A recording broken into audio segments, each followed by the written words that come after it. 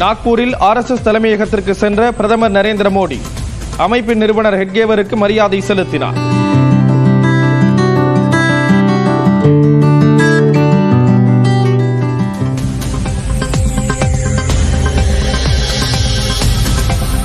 ATM-இல் பணம் எடுப்பதற்கான கட்டணம் உயர்த்தப்பட்டதற்கு முதலமைச்சர் மு.க. ஸ்டாலின் கண்டனம். 100 நாள் வேலை திட்ட பணியாளர்கள், மகளிர் உரிமை தொகை பெறுபவர்கள் பாதிக்கப்படுவார்கள் என குற்றச்சாட்டு. முன்னாள் அமைச்சர் செங்கோட்டையனுக்கு ஓய்பிரிவு பாதுகாப்பு வழங்க மத்திய உள்துறை அமைச்சகம் பரிசீலனை. அமித்ஷாவை செங்கோட்டையன் சந்தித்து பேசிய நிலையில் திட்டம். சென்னையில் தரையிறங்கும் போது வெடித்த ஸ்பைஸ்ஜெட் விமானத்தின் டயர். விமானி சாதுரியமாக நிறுத்திய நிலையில் 165 பயணிகள் உயிர் தப்பினர். திருச்செந்தூர் கோயிலில் குவியும் பக்தர்களால் தரிசனத்திற்கு 5 மணி நேரம் காத்திருக்கும் நிலை. திருவண்ணாமலையில் 3 மணி நேரம் காத்திருந்து தரிசனம் செய்யும் பக்தர்கள். ரம்ஜான் பண்டிகையை இன்றை கொண்டாடிய இஸ்லாமியர்களில் ஒரு பிரிவினர். சென்னை, கோயம்புத்தூர், மதுரை உள்ளிட்ட பகுதிகளில் சிறப்பு வழிபாடு. திருச்சி திருவானைக்காவல் கோயில் தேரோட்டம் கோலாகலம். பல்லாயிரம் பக்தர்கள் பங்கேற்று தரிசனம்.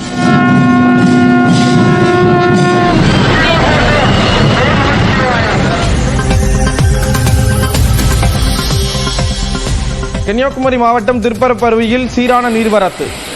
வெயில் அதிகரித்து வரும் நிலையில் குவியும் சுற்றுலா பயணிகள்.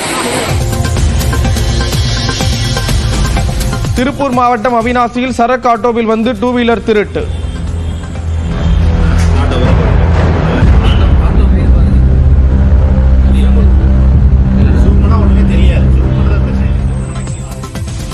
CCTV காட்சிகளை வைத்து காவலர்கள் விசாரணை.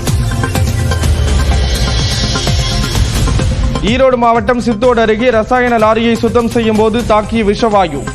2 பணியாளர்கள் உயிரிழந்த சோகம். IPL-இல் பெங்களூரு அணி வென்றதை கொண்டாடுவதா அழைத்து தாக்கப்பட்டவர் சிகிச்சை பலனின்றி மரணம். மனைவியிடம் தவறாக நடந்ததால் நண்பர்களுடன் கொலை செய்தவர் உட்பட 5 பேர் கைது. கன்னியாகுமரி, போலூர், அவிநாசி உள்ளிட்ட 7 நகராட்சிகளை உருவாக்கி அரசாணை வெளியீடு. போலூர், செங்கம், கோத்தகிரியும் நகராட்சிகளாகின.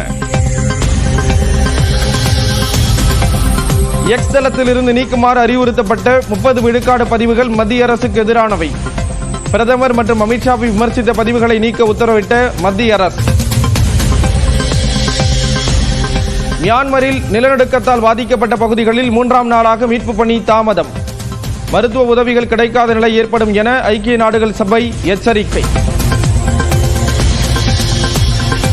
ரஷ்ய அதிபர் புதின் பயன்படுத்தும் காரில் தீ விபத்து. சதியா என நடைபெறும் விசாரணை. IPL தொடரின் இன்றைய ஆட்டத்தில் ராஜஸ்தான் ராயல்ஸை எதிர்கொள்கிறது CSK. மற்றொரு போட்டியில் டெல்லி கேபிட்டல்ஸ் மற்றும் சன்ரைசர்ஸ் ஹைதராபாத் மோதல். மும்பை இந்தியன்ஸ் அணி கேப்டன் ஹர்திக் பாண்டியாவிற்கு 12 லட்சம் ரூபாய் அபராதம். குஜராத்திற்கு எதிரான போட்டியில் தாமதமாக பந்து வீசியதால் நடவடிக்கை. ATM-இல் பணம் எடுப்பதற்கான கட்டணம் உயர்த்தப்பட்டதற்கு கண்டனம் தெரிவித்திருக்கக்கூடிய முதலமைச்சர் மு.க. ஸ்டாலின் இது நிர்வாக ரீதியான கொள்ளை என்று குற்றம் சாட்டியிருக்கிறார். ATM மையங்களில் கார்டுகளை பயன்படுத்தி பணம் எடுப்பதற்கான கட்டணங்களை ரிசர்வ் வங்கி மாற்றியமைத்து உள்ளது. அதன்படி மே 1ஆம் தேதி முதல் வங்கி ATM-களில் வரையறுக்கப்பட்ட முறைக்கு மேல் பணம் எடுத்தால் அதற்கான கட்டணம் 21 ரூபாயிலிருந்து 23 ரூபாயாக உயர்த்தப்பட்டுள்ளது. இதற்கு முதலமைச்சர் மு.க. ஸ்டாலின் கடும் கண்டனம் தெரிவித்துள்ளார். இதுகுறித்து எக்ஸ் பக்கத்தில் பதிவிட்டுள்ள அவர், மத்திய அரசு அனைவரையும் வங்கிக் கணக்குகளை தொடங்க வலியுறுத்தியதாக குறிப்பிட்டுள்ளார். பின்னர் பண மதிப்பிழப்பு நடவடிக்கையை கொண்டு வந்ததாகவும் டிஜிட்டல் இந்தியாவை முன்னிறுத்தியதாகவும் கூறியுள்ளார். அதன் பிறகு டிஜிட்டல் பரிவர்த்தனைகளுக்கு கட்டணம், வங்கிக் கணக்கில் குறைந்தபட்ச இருப்பு தொகை இல்லாவிட்டால் அபராதம் விதிக்க தொடங்கியதாக கூறியிருக்கக்கூடிய முதலமைச்சர் தற்போது மாத வரம்பிற்கு மேல் ATM-இல் பணம் எடுப்பதற்கான கட்டணத்தை 23 ரூபாயாக உயர்த்த ரிசர்வ் வங்கி அனுமதித்திருப்பதாக வேதனை தெரிவித்துள்ளார். இதனால் மக்கள் தங்களுக்கு தேவையானதை விட அதிகமாக பணம் எடுக்கும் நிலைக்கு தள்ளப்படுவார்கள் என்றும் இது ஏழைகளை வங்கி கட்டமைப்புக்குள் கொண்டு வரும் நோக்கத்தை சிதைக்கும் என்றும் விமர்சித்திருக்கிறார். 100 நாள் வேலை திட்ட பயனாளிகள் ஏற்கனவே நிதி இல்லாமல் தவிக்கும் நிலையில் கலைஞர் மகளிர் உரிமை தொகை திட்டத்தால் பயனடையும் ஏழைகள் தான் அதிகம் பாதிக்கப்படுவார்கள் என்று சாடியிருக்கிறார். மேலும் இது டிஜிட்டல் மயமாக்கல் அல்ல என்றும் நிர்வாக ரீதியான கொள்ளை என்றும் முதலமைச்சர் காட்டமாக விமர்சித்திருக்கிறார்.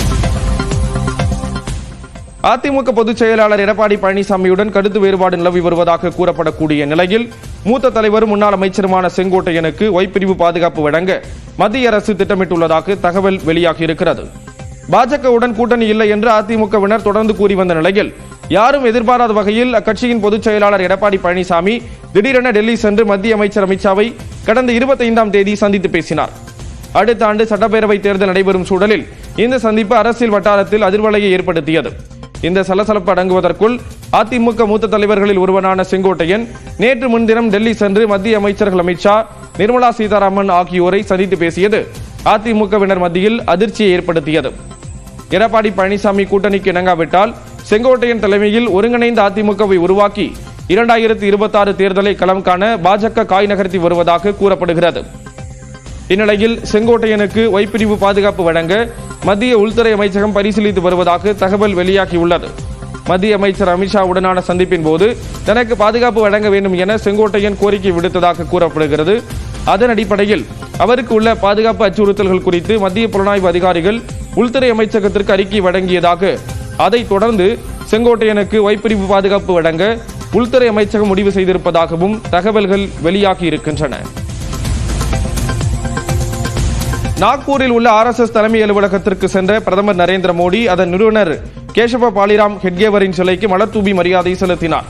கடந்த 2014ஆம் ஆண்டில் பிரதமராக பதவியேற்ற நரேந்திர மோடி அதன் பிறகு RSS தலைமை அலுவலகத்திற்கு செல்லாமல் இருந்தார். இந்த நிலையில் மகாராஷ்டிர மாநிலம் நாக்பூரில் உள்ள RSS தலைமை அலுவலகத்திற்கு இன்று காலை 9 மணிக்கு சென்றார்.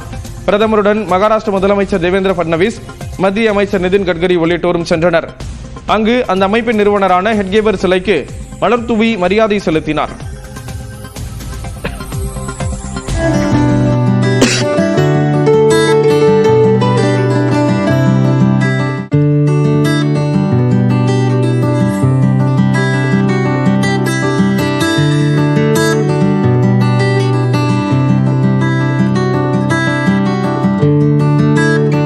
பின்னர் அம்பேத்கர் புத்த மதத்தை தழுவிய இடமான தீக்ஷா பூமிக்கு சென்ற பிரதமர் அங்கு வழிபாட்டில் ஈடுபட்டார்.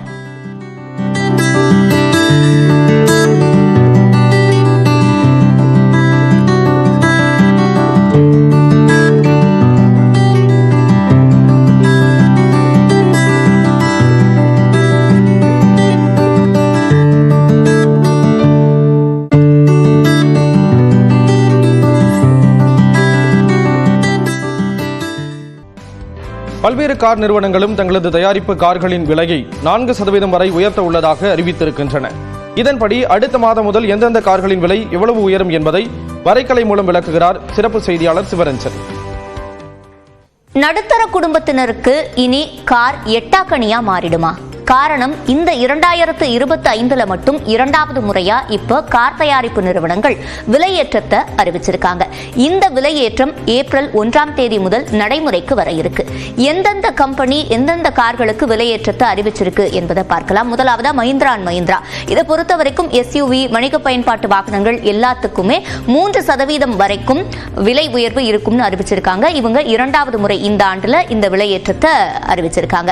அடுத்ததா டாடா மோட்டார்ஸ் பொறுத்த வரைக்கும் அவங்களோட கிட்டத்தட்ட எல்லா மாடல்னும் சொல்லலாம். நெக்ஸான், டியாகோ, ஆல்ட்ராஸ், அதே மாதிரி இவங்களோட மின் வாகனங்களுக்கும் 3% வரைக்கும் விலை உயர்வு இருக்கு அப்படின்னு அறிவிச்சிருக்காங்க. அடுத்ததா மாருதி சுசுகி. மாருதி சுசுகியை பொறுத்த வரைக்கும் இந்த 2025ல மட்டும் 3வது முறையா அவங்க விலை உயர்வை அறிவிக்கிறாங்க. ஜனவரி மாதம் 4%, பிப்ரவரி மாதத்துல 1% இப்ப சரியா 4% அப்படின்னு குறிப்பிட்டு சொல்லலைனாலும் ஒவ்வொரு மாடல் பொறுத்து விலையேற்றம் மாறும் அப்படின்ற அறிவிப்பு அவங்க கிட்ட இருந்து வெளியில வந்திருக்கு. அடுத்ததா ஹுண்டாயை பொறுத்த வரைக்கும் கிராண்ட் ஐட்டன்ல இருந்து அயோனிக் 5 வரைக்கும் எல்லா மாடலுக்குமே மாடலை பொறுத்து 3% வரைக்கும் விலை உயர்வு இருக்கும்னு சொல்லப்பட்டிருக்கு. அடுத்ததா கியா மோட்டார்ஸ். இவங்களும் எல்லா மாடலுக்கும் 3% அளவுக்கு விலை உயர்வு இருக்கும்னு அறிவிச்சிருக்காங்க. அடுத்த நிறுவனம் ஹோண்டா. ஹோண்டாவை பொறுத்த வரைக்கும் விலை உயர்வு எத்தனை சதவீதம் அப்படின்றத இதுவரைக்கும் அவங்க சரியா குறிப்பிடல. ஆனா அமேஸ், சிட்டி, எலிவேட் உள்ளிட்ட எல்லா மாடலுக்கும் விலை உயர்வு இருக்கும் இருக்கும்னு குறிப்பிட்டிருக்காங்க. அடுத்ததா ரெனால்ட்டை பொறுத்த வரைக்கும் 2% அளவுக்கு அவங்களோட கார் மாடல்ஸ்க்கு எல்லாம் விலை உயர்வு இருக்கும் சொல்லியிருக்காங்க. ஆனா இவங்களை பொறுத்த வரைக்கும் இறுதியா பிப்ரவரி மாதம் 2023 ஆண்டுல தான் அவங்க விலை உயர்வை அறிவிச்சாங்க. அதுக்கு பிறகு இப்பதான் விலை உயர்வை அறிவிக்கிறாங்க.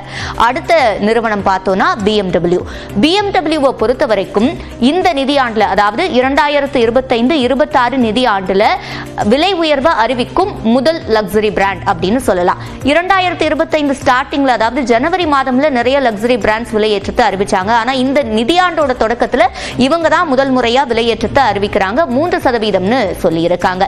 இது எல்லாமே காருக்கான பாகங்கள் உள்பட அவங்களோட ஆபரேஷனல் காஸ்ட், அதாவது செயல்பாட்டு செலவுன்னு சொல்லுவாங்க, அதுவும் உயர்வதனால வேற வழி இல்லாம இந்த விலையேற்றத்தை அறிவிக்கிறோம்னு குறிப்பிட்டிருக்காங்க.